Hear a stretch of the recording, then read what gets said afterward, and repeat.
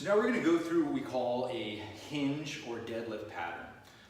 So really what we're looking for when we teach people how to do this is we start off trying to keep the back arched up as much as possible in perfect posture.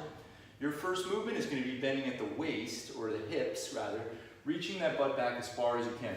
Now usually what we'll do is we'll have people not worry too much about the knees right now. I just want you to feel those hamstrings light up a little bit. So if you're arched up at the upper back, you should feel some of these hamstrings nice and tight. You should feel some tension through that upper back. And what happens is it almost creates this like bow and arrow. So you're reaching like a bow and arrow back, and it allows us to use this big butt muscle here to fire through. So again, reach up nice and tall, nice tall spine.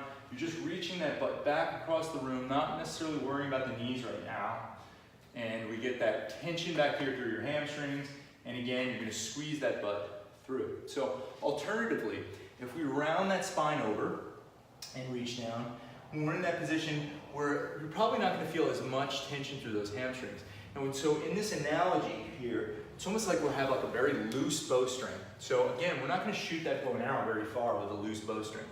So the other thing you're going to notice in that position is when you're rounded up and we actually pick a weight up off the floor and we load this position, what happens is now we're moving your spine under load, and you're more likely to either strain a back muscle or herniate a disc or something like that to that effect. So whenever we move the spine, we want to make sure that it's tensioned up under load, and hopefully, preferably, we want to keep things in a neutral position when we're coming up and we're moving any type of load. So next up, we want to get the hips engaged a little bit. So we're going to first reach back again, load up neutral spine, loading up those hamstrings. And next thing up is we're going to try to create a little tension outwards against those knees. So again, we were doing some of this in the hip complex, where we're just rotating those knees out a little bit, getting these external rotators with the hips engaged. You can kind of see it from the side, is rather than having those knees in very soft, imagine someone's trying to push in on your knees and you have to create tension outwards. One of the things we're doing here is we're creating a much more stable hip platform, allows us to lever a weight up off the floor versus trying to squat the weight or muscle the weight up off the floor. So again, nice and tall spine, hips reach back, we're creating a little tension outwards against the knee, and we're going to be able to reach down a little bit further and almost reach those bowstrings back a little bit further than we would if we had straight knees, right?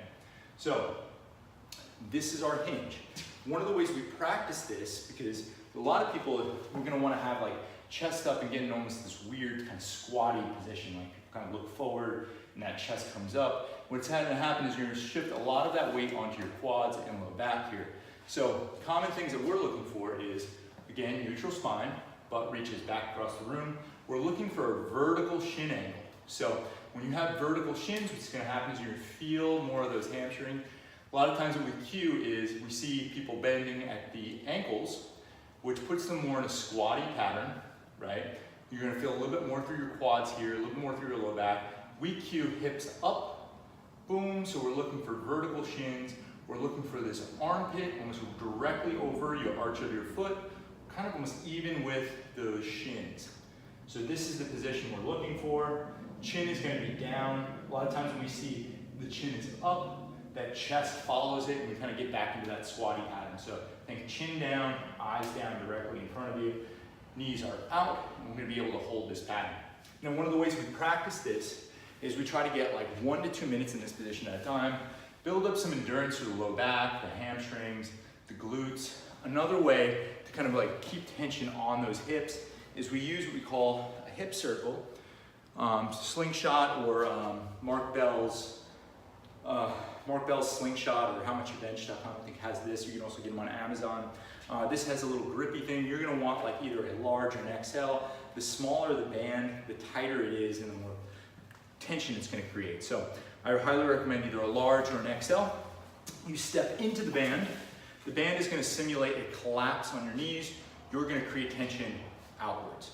So again, always start up top, set the spine first, reach those hips back, create tension out against the knees, and we're looking for vertical shins. And you can just relax with your hands right on the knees right here, trying to find that hamstring tension, that tension out on the hip, and again, neutral spine. So things we don't want to see, rounding over at the spine here, you won't feel as much tension through the hamstrings, or bending at the ankles too much.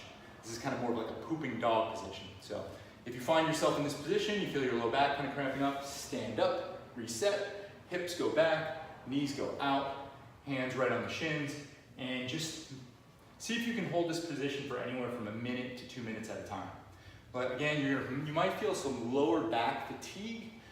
Fatigue is okay, we're gonna build a little bit of endurance here. Things we don't want, like if you feel pain, pain is no bueno, right? We don't want to sit in pain for any prolonged period of time. So if you feel yourself kind of cramping up a little bit or you need a break, just stand up, reset yourself, and then come back down.